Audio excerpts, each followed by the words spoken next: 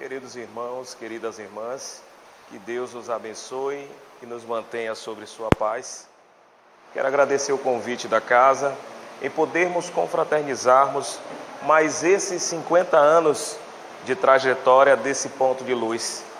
O que diria nós, dos primeiros trabalhadores dessa casa?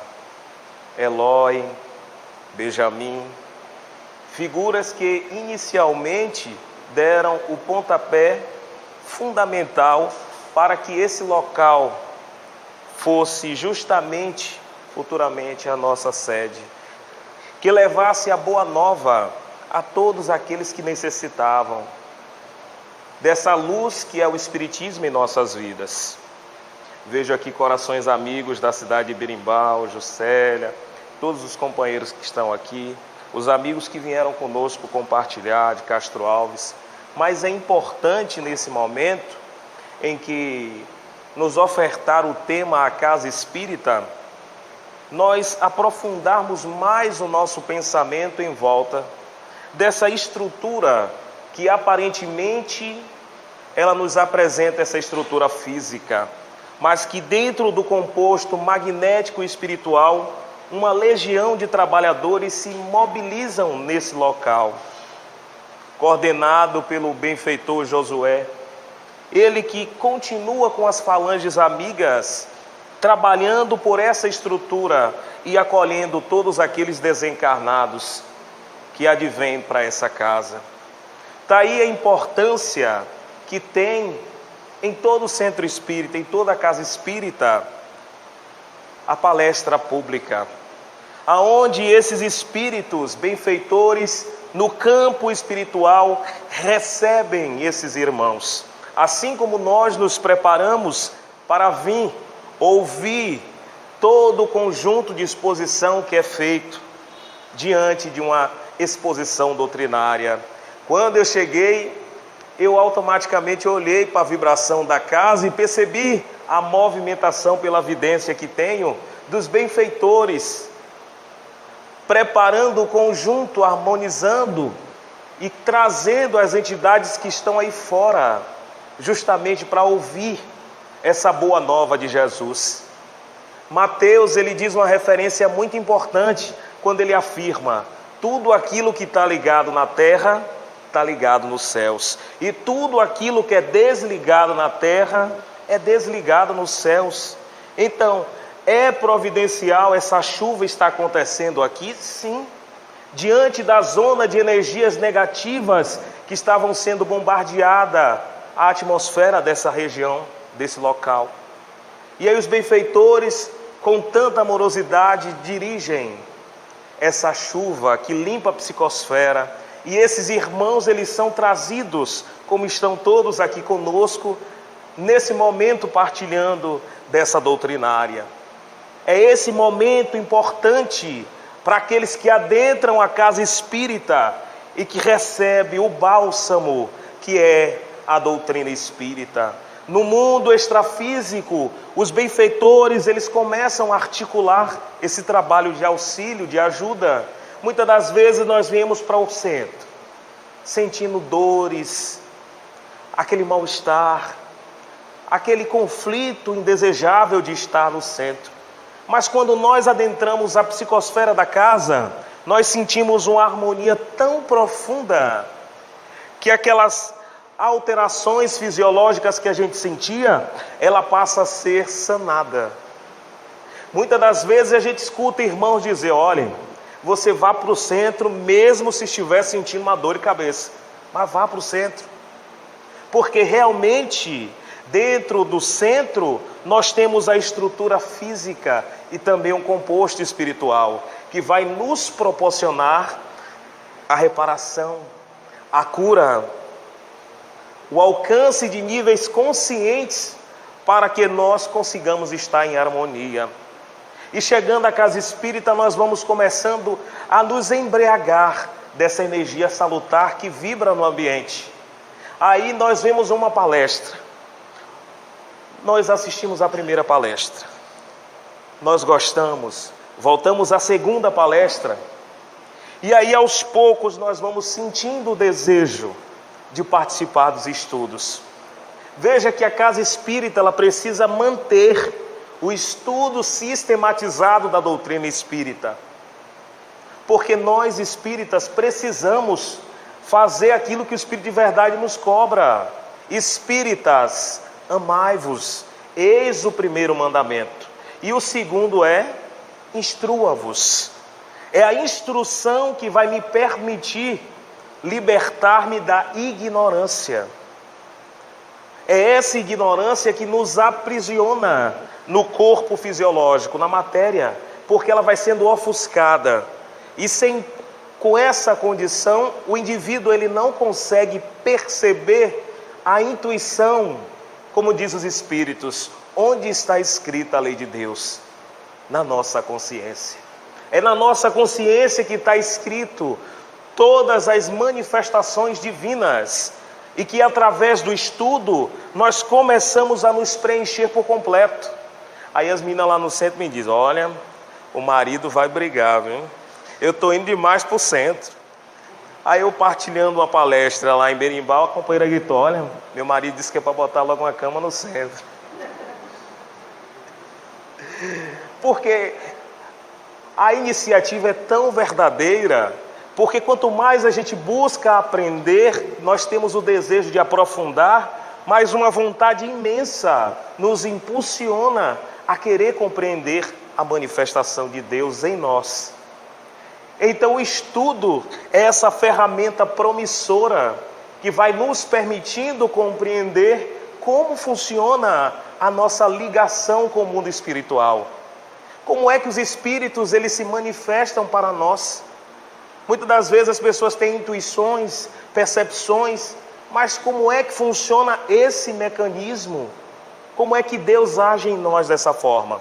Através do estudo, nós vamos começando a compreender. Aí, com o passar do tempo, adentrei o ESD, estou participando do estudo. Aí, de repente, começa a eclodir uma mediunidade em mim. Aí está a oportunidade promissora que tem o mediuneiro iniciante, com a sua base construída, depois de todo o conhecimento adquirido, e que é complementado, adentrar ao estudo prático e mediúnico, ou as oficinas mediúnicas. É justamente as oficinas mediúnicas que vão preparar o médium, que naquele momento ele é convocado pela mediunidade que ele assumiu o compromisso. Porque não é os espíritos que impõem. Deus, ele não impõe para ninguém. Deus, ele não impõe nada a ninguém. Tudo que nós estamos fazendo aqui agora foi um contrato que eu assumi com a espiritualidade. Quantas pessoas assumiram os compromissos com a mediunidade e que a partir de hoje eles abandonam? E sem que nem por quê derrapam dentro das obsessões. E é um período em que Manuel Filomeno de Miranda nos alerta, no livro Caminhos, Mediunidades, Caminhos e Bênção, em que o fenômeno obsessivo chegaria a estar pandêmico. E ele está. Porque o nosso primeiro conflito começa onde? No nosso lar. Na nossa família. É lá que inicia a primeira problemática. A criança, ela participa dos estudos, o jovem, a criança participa da evangelização infantil. Mas a gente recebe essa criança aqui no centro e diz assim, mas que menino espoleta, esse não é daqui não. A gente diz que o menino é danado demais. Mas como é que nós vamos conseguir educar uma criança sem educar os pais? Primeiro, nós precisamos educar os pais para depois educar as crianças. Veja que é um circuito, as funções que a casa espírita tem. É como Jesus apresenta, o Consolador prometido. Qual é a função da doutrina espírita? Consolar.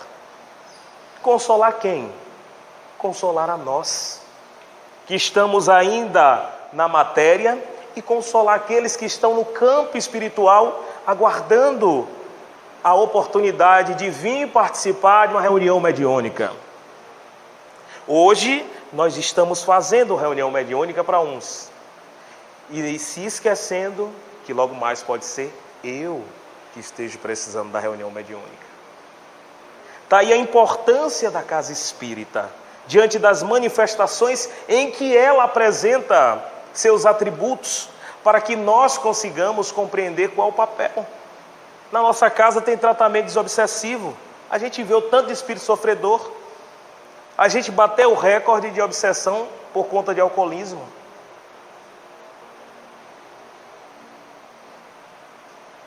E vai piorar. Felizmente é o que os espíritos falam. Vai piorar mais ainda. Aí vamos começando a perceber a fundo que todos aqueles que ainda estavam aqui e que não aproveitaram a oportunidade, eles derrapam também. Serve para nós espíritas que ainda gostamos de beber, para nós espíritas que ainda gostamos de ir para o carnaval e que cada um tem o seu livre-arbítrio. A doutrina espírita não proíbe ninguém, mas espera tudo de você. O espiritismo não proíbe nada. Parafraseando Paulo, é o que ele diz: tudo pode me parecer lícito, mas nem tudo me convém. Aí nós vamos começando a mergulhar em outras atividades, que é justamente a reunião mediúnica. A cautela que devemos ter de preparar o circuito mediúnico, ou seja, os membros que estarão participando das nossas reuniões mediúnicas, porque é de suma importância o trabalho que é preparado antecipadamente. O cuidado que nós devemos ter com nossa alimentação.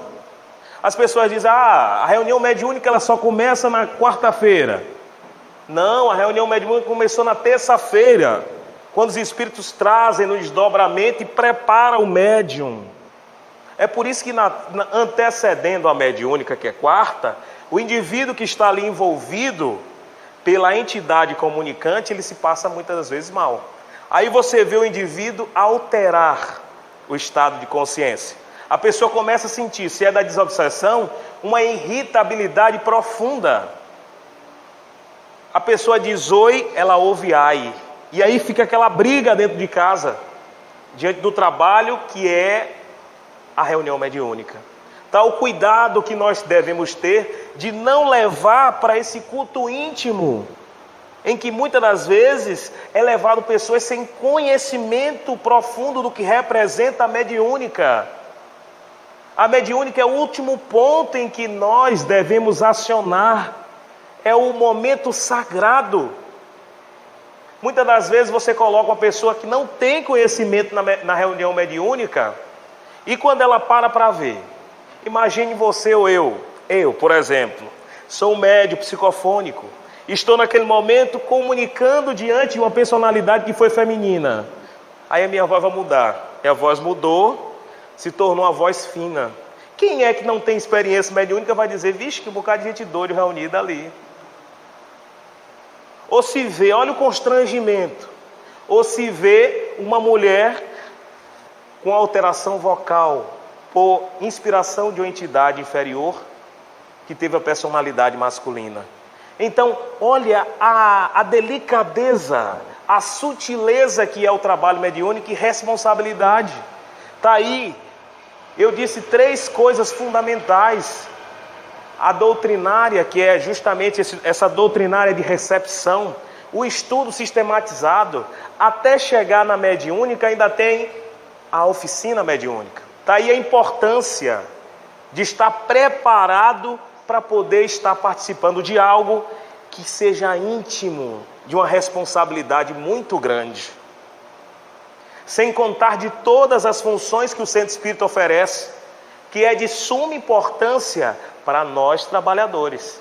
Não pensei que você está numa reunião mediúnica, você está ali recebendo, como eu escuto algumas pessoas dizerem: eu estou recebendo obsessor. Não. Dê graças a Deus porque está se comunicando, está limpando ou depurando o seu perispírito das mazelas de outras vidas. Veja que é uma doação. A quem mais é dado, mais será cobrado. Aí vem Francisco de Assis e disse: Francisco de Assis acrescenta: fazei-me de mim um instrumento de vossa paz. Olha a sabedoria divina de Francisco. Precisamos estar alertas diante dessas posições que nós vamos encontrar. O nosso movimento espírita ele vai ser bombardeado, porque uma falange de espíritos negativos estão direcionando justamente para bombardear. Precisamos estar sempre preparados, porque essas entidades, elas não vão atrás daqueles que estão aí em desequilíbrio, não. Eles vão procurar nós que estamos na linha de frente para ajudar as pessoas. É aí que vem o desconforto, o conflito familiar, o marido que diz que é para botar a cama dentro do centro, a mulher que briga com o homem porque está chegando fora de casa, deve estar aprontando. Olha que conjunto de situações que é. Ou vocês acham que foi fácil para essa estrutura física estar montada aqui? Não foi. Se for perguntar a Eloy, ele vai dizer o quê? A Benjamin. Todos os primeiros que eu convoco e chamo como trabalhadores da primeira hora, nós já achamos pronto. O que dizer deles? Aí está a nossa responsabilidade de estar mantendo a nossa psicosfera em harmonia através do Evangelho no lar. Quem faz o Evangelho no lar? Aquele que faz o Evangelho no lar mantém a bênção de Deus a te visitar. Quem diz isso é Dr. Bezerra de Menezes. Quando nós fazemos o Evangelho no lar, nós permitimos que a psicosfera ela possa invadir todo o quarteirão, como diz Joana de Ângeles.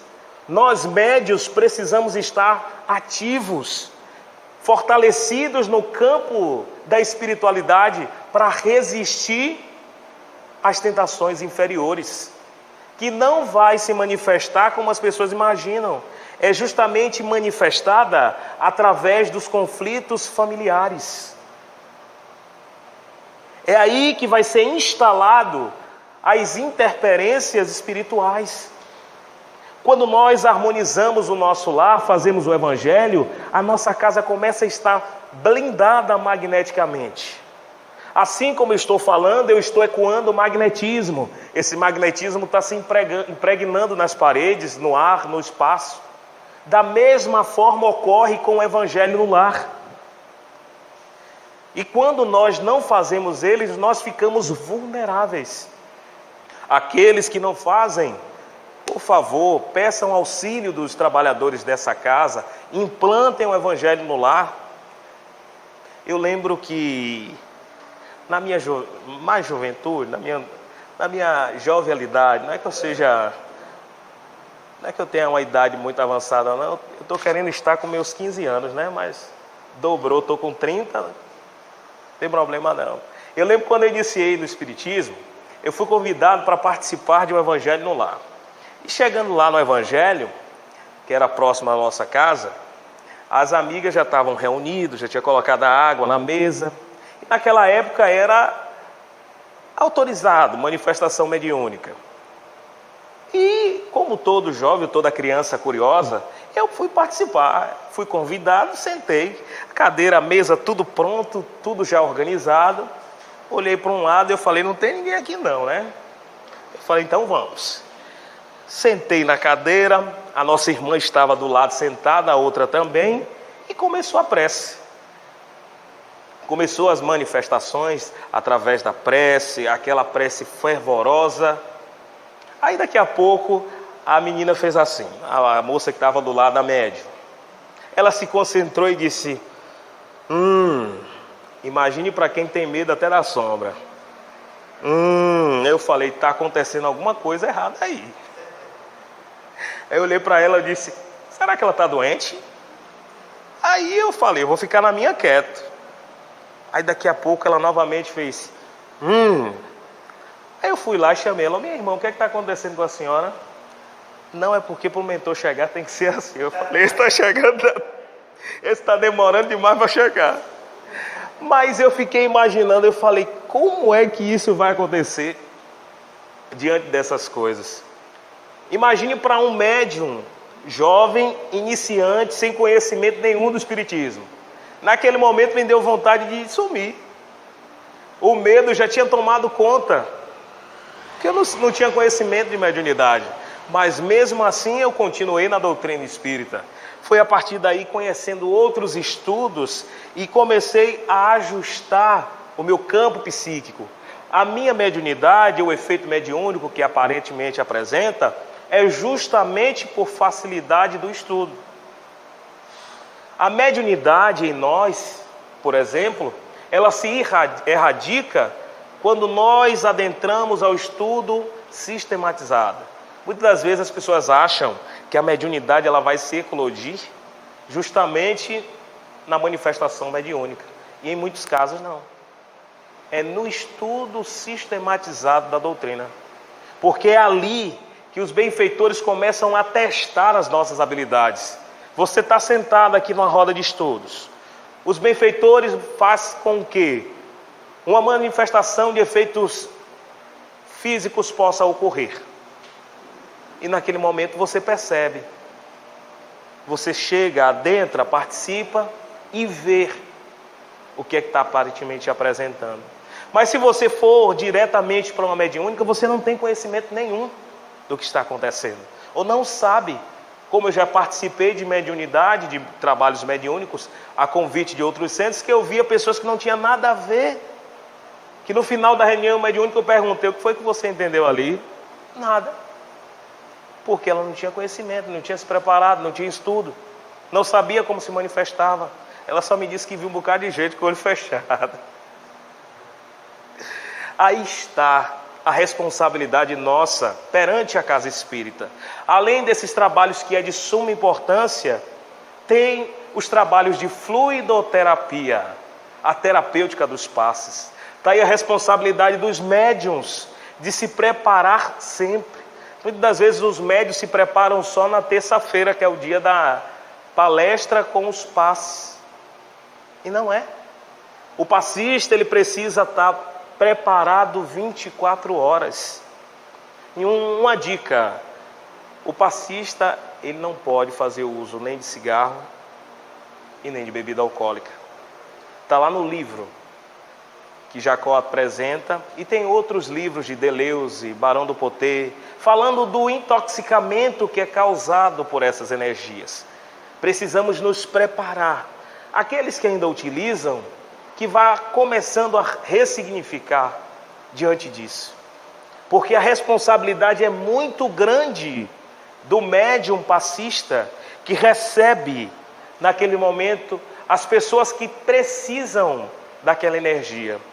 Eu lembro de uma história muito interessante que Raul Teixeira conta, que ele tinha ido para o Grupo Espírita da Prece em Uberaba. Mas antes ele ficava hospedado em uma pousada. E chegando lá, ele ouviu as senhorinhas dizer: seu fulano, tome seu café mais cedo, porque nós estaremos indo logo mais para o Grupo Espírita da Prece, porque lá nós vamos aplicar passe em Chico Xavier. Aí Raul Teixeira olhou para ela e disse: em Chico Xavier? Elas é. Pronto. Raul Teixeira, curioso com aquela situação, esperou. Chegou o finalzinho da tarde, elas organizaram a casa, pegou a malinha e foi embora. Foram para o Grupo Espírita da Prece. Chegando lá, terminou as sessões, que era de psicografia na época, e quando todos começaram a ir embora, elas entraram para a cozinha, como se fosse um quartinho próximo da cozinha. E aí elas questionaram: vamos, Chico. Aí Chico disse: eu já estou indo, minha irmã, eu estou precisando mesmo. E aí Raul Teixeira ficou de lá olhando: meu Deus. Aí ele ficou olhando. Chico sentou na cadeira e as duas começaram a aplicar passe em Chico. Aí depois que terminou a aplicação de passes, que ela saiu,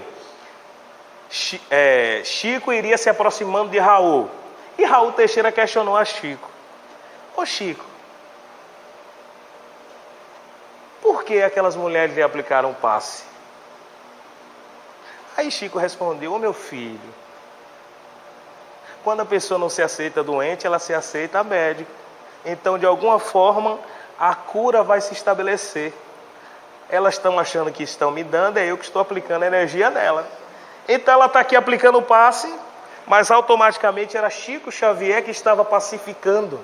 Mas aí eu pensei, olha a grandeza de Chico Xavier, a sabedoria dele.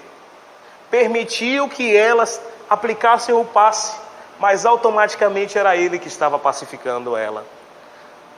Mas veja que nós espíritas precisamos ter uma visão mais aprofundada, reunir os nossos trabalhadores, evitar os conflitos, os milindres.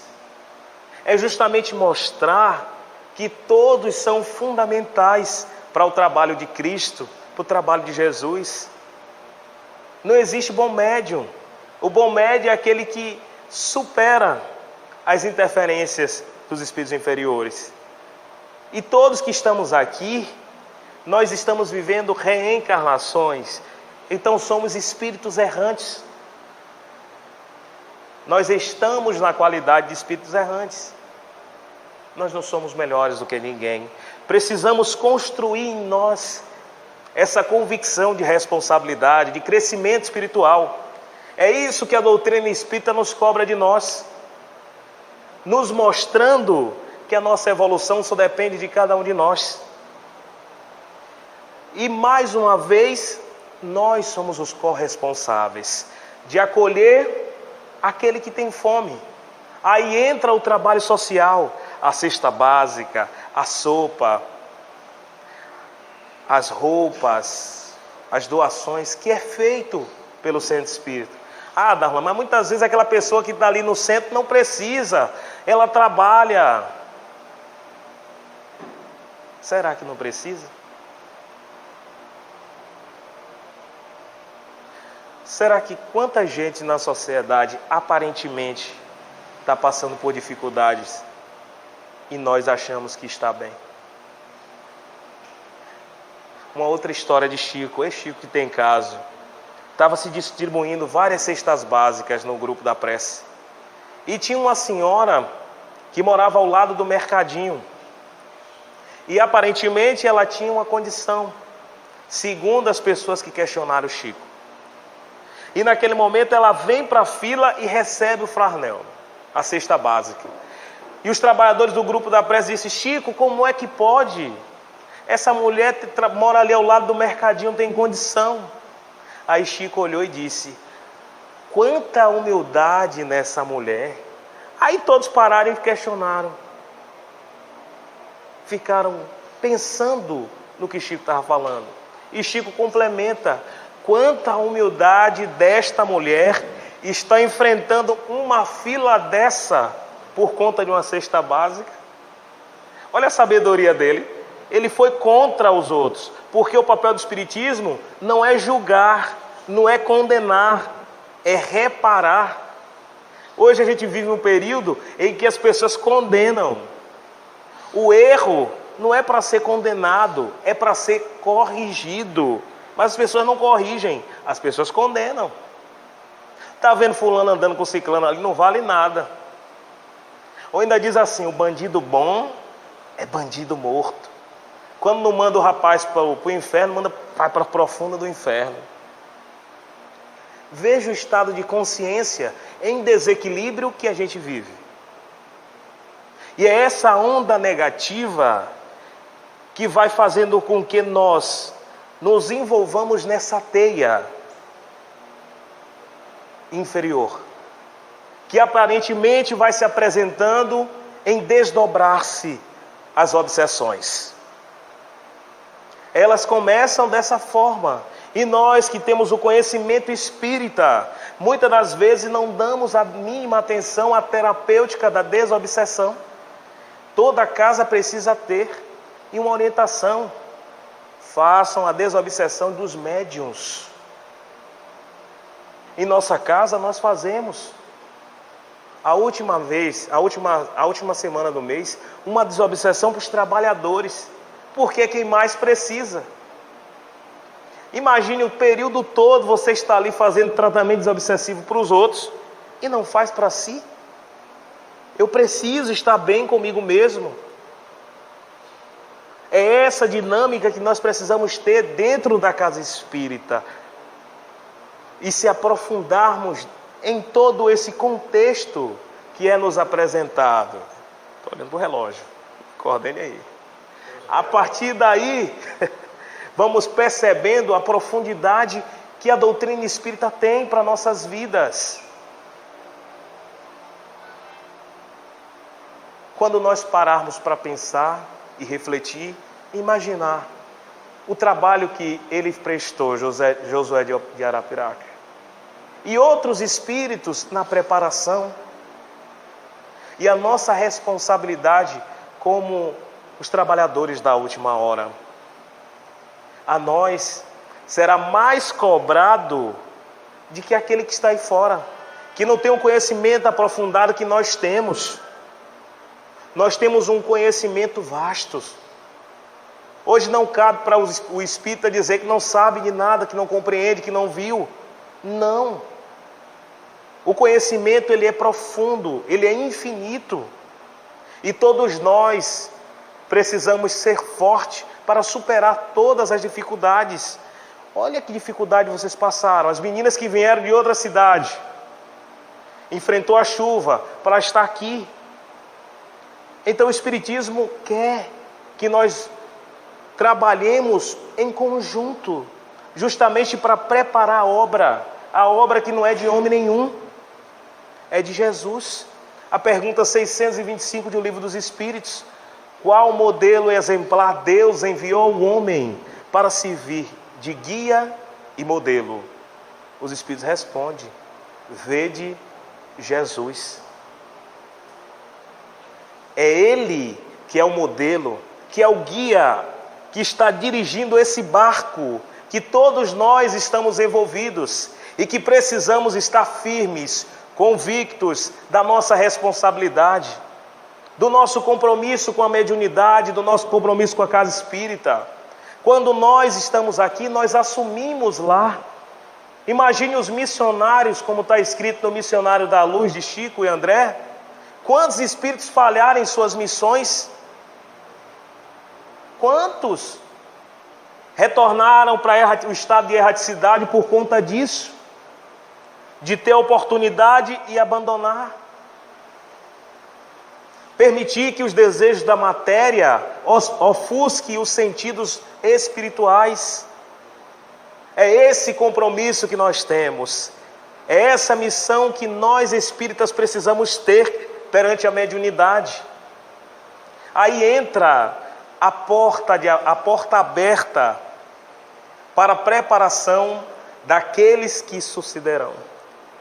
As nossas crianças, na Casa Tem Evangelização,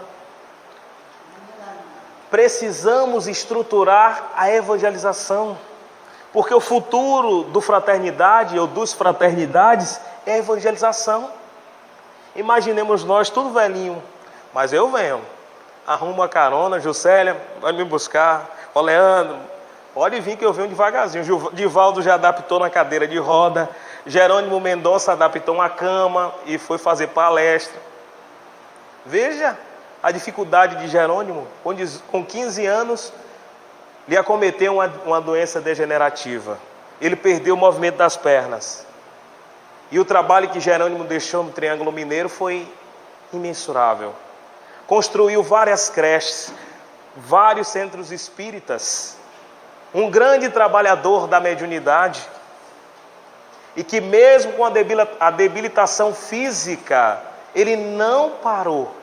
Ele deu seguimento à obra até o dia em que se libertou da matéria. Então veja que para nós é um compromisso profundo receber essa dádiva que é a mediunidade, como está lá em Atos dos Apóstolos, que foi Lucas que escreveu.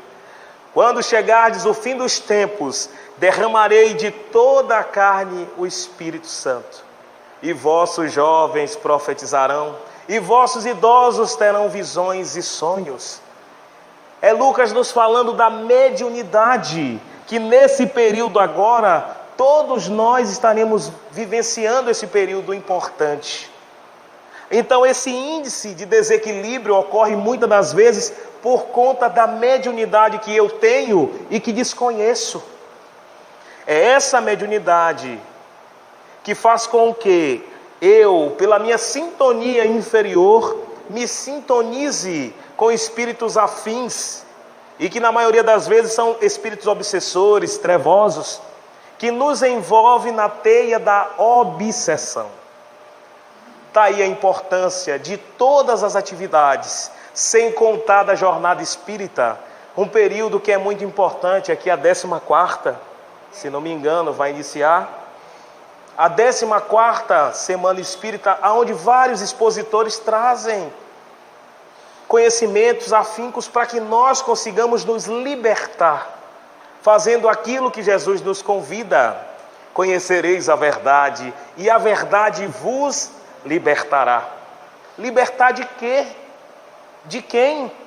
Para quê? Por quê? O Espiritismo também é filosofia, e para nós espíritas nos intitularmos, nós precisamos ter em nós 4 fundamentos básicos que a doutrina pede. Não adianta eu dizer que sou espírita e não acredito em Deus. Não adianta eu dizer que sou espírita e não acredito na imortalidade da alma. Não adianta eu dizer que sou espírita e não acredito na reencarnação. Não adianta eu dizer que sou espírita e não acredito na comunicação dos espíritos. Olha que base importante que nós precisamos ter. Mas não sou espírita. Eu sou simpatizante da doutrina espírita. Tem cada nome chique, né? Aí nós vamos começando a perceber o que muitas das vezes eu faço por conta de não me comprometer. Por que as nossas casas espíritas não estão cheias? Elas hoje não estão repletas. Porque o Espiritismo ele não promete nada.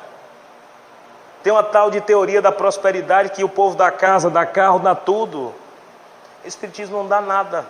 Só cobra da gente a nossa moral. O Espiritismo espera da gente a nossa mudança moral, que é patrimônio e responsabilidade nossa. Olha, a responsabilidade é sua, Darlan. Você tem que fazer da sua vida uma mudança. A responsabilidade é sua. Não é de seu marido, não é de sua namorada, não é de seu filho, é sua. O seu filho ou aqueles que estão à sua volta só é para compartilhar da evolução, do contexto, do aprendizado em conjunto. Mas a gente vê tanta gente dizendo: eu quero minha mulher. A gente vê o alto índice de feminicídio, porque eu não aceito perder a minha mulher. Olha, o ar de posse é minha. E se ele for parar para pensar quantas ele já teve? Então o Espiritismo enlarguece a nossa visão. E a casa espírita, ela precisa estar de portas abertas para acolher a todos, sem exceção.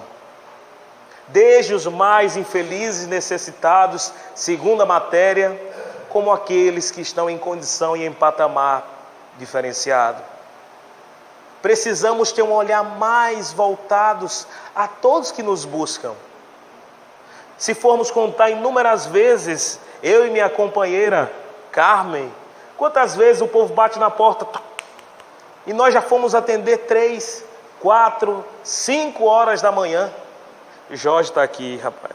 Jorge é um homem iluminado, viu? Jorge é. Aí Jorge disse assim: olha, essa é a missão de vocês dois, pode ir, eu vou ficar tomando conta da casa. E ainda é o nosso médio de transporte.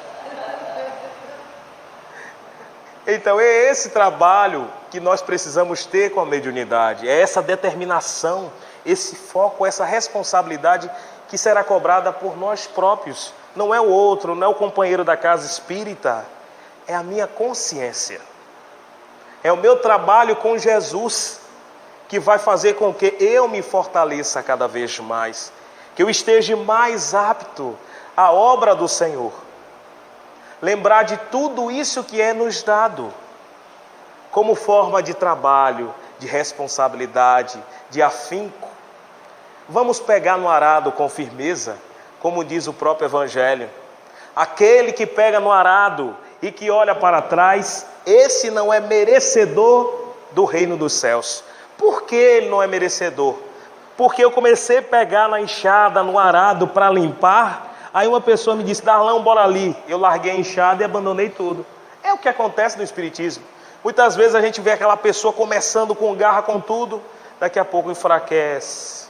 Muitas vezes por falta até de incentivo, de uma palavra amiga: ô fulano, não vá. Vivemos um mundo em que as pessoas dificilmente se comunicam. E precisamos criar o hábito da comunicação. Poxa, eu senti falta de Juscelia. Senti falta hoje. O que é que está acontecendo? Está acontecendo alguma coisa. Eu vou e ligo para a Juscelia. Veja, é isso que Jesus fala sobre o feixe de varas. Uma vara só não suporta. Mas se uma entrelaçar na outra, nós vamos ver que aquele feixe de vara vai se tornar uma parede e que não vai derrubar. É a questão da andorinha. Uma andorinha só não faz verão. Então precisamos estar em conjunto e aptos a esse trabalho do amor. Lembrar que a responsabilidade é nossa, não é do vizinho, não é de ninguém. E o Espiritismo nos quer e nos oportuniza estar numa condição muito melhor. Eu lembro que eu fui fazer uma palestra, foi em Amélia Rodrigues, para a gente chegar a um contexto final. E aí eu me preparei certinho, convoquei o outro médico de transporte, que é o esposo da nossa tesoureira. Olha que coisa, viu? E estava indo para Amélia Rodrigues, passou na saída de Castro Alves, passou um tatu na frente. Eu falei: tem coisa errada aí. Pronto, a gente foi embora. Quando chegou na BR-101, o tráfego intenso, a pista bem movimentada. Aí daqui a pouco, Augusto César largou o volante. Soltou o volante, tirou o pé da pedaleira. Eu falei: agora, me segura, Maria. Botei a mão no rosto, tapei o rosto e disse: me recebe. Eu só lembrei do que Emmanuel disse a Chico: morra com educação. Eu falei: eu vou me esticar todinho, botei a mão no rosto. Eu falei: agora eu vou. Aí daqui a pouco a companheira que estava atrás deu risada. O que foi que aconteceu? Aí eu falei: a gente já partiu? Aí Augusto César olhou para mim, voltou pro volante. Aí ela pegou: mas rapaz, vocês com medo de um camaleão? Na pedaleira do carro, saiu um camaleão e foi em cima de Augusto César. Eu falei: eu estou vindo de onde? Mas veja, quantos perigos e que nós devemos ter, aquilo que Kardec fala: fé inabalável. É essa fé que vai nos mover. É essa fé que vai nos impulsionar. E olha que eu já passei, foi coisa, viu? Parece que essa questão de carro não é fácil não, viu, Carmen? A outra vez foi em Feira de Santana. Eu fui proferir uma palestra no Consolador. E no sentido São Gonçalo, também estava movimentado. Aí a outra companheira estava dirigindo, daqui a pouco tem um pico de pressão, largou o volante e falei: pronto, virou brincadeira. Já estão me convocando para ir embora. Aí eu quieto estava aqui, vou para um lado, vou para o outro, e a pista bem movimentada. Aí Carmen falou: agora a gente vai ter que orar e orar bastante. E graças a Deus normalizou e a gente foi embora. Então, para nós espíritas, nós precisamos ter fé. É essa fé que vai mover todas essas montanhas que vai aparecer. Imagine se eu desistisse na primeira. Eu não chegar nem em Birimbau. Espíritas, amai-vos, instruí-vos, pegar no machado, no arado, na enxada e vamos trabalhar. Precisamos renovar essa estrutura que aparentemente religiosa envolve as pessoas com crenças limitantes. Eu ouço falar de tanto diabo que já mudou até a imagem, não é mais aquele de chifre não. Porque as pessoas acreditam tanto nesse diabo, nessa crença limitante, porque é mais fácil acreditar em algo exterior do que reconhecer as nossas imperfeições. Então precisamos levar para as pessoas essa palavra de consolo, de amor que o Espiritismo diz: Ide pregai o evangelho a todas as criaturas. É isso que nós precisamos fazer, consolar, dizer ao meu irmão, esse sofrimento por conta da perda do seu filho vai passar. Seu filho é um espírito que está fora do corpo, por mais que materialmente falando, o apego ainda crie o bloqueio, mas vai chegar um tempo em que ele vai acordar, mostrar da bondade divina, a justiça das leis de Deus, mostrar que se o outro está errado, ou está pecando, ou está fazendo algo, ele vai ser responsável, mas não para o fogo eterno, para a reparação, porque o maior flagelo seria a reencarnação, se só existisse uma vida ou uma reencarnação. Então, vamos abrir o nosso coração, agradecendo a Jesus por mais essa oportunidade, por mais esse momento de estar ao lado dos desencarnados que nos assiste, o benfeitor que está aqui, Bezerra de Menezes, nossa benfeitora querida Maria de Fátima, e vários espíritos que nos assistem. Onde estiver Jesus, alma querida e boa, ilusões, erros, falhas, apareçam embora, ainda mesmo que o mal em torno de nós desavora, enquanto a ti esclarece, ilumina, ampara, aperfeiçoa. Onde estiver Jesus, nada se diz à toa, porque o engano pede luz onde a verdade mora, e a caridade, ora a ora, alteia-se mais bela, e em toda parte o trabalho abençoa. Onde estiver Jesus, eis que o Mestre espera de ti a humildade, a caridade, a paz, a fé sincera, para a glória da vida e para a redenção do mundo. Muito obrigado, Senhor Jesus. Muito obrigado, meus irmãos, por essa oportunidade.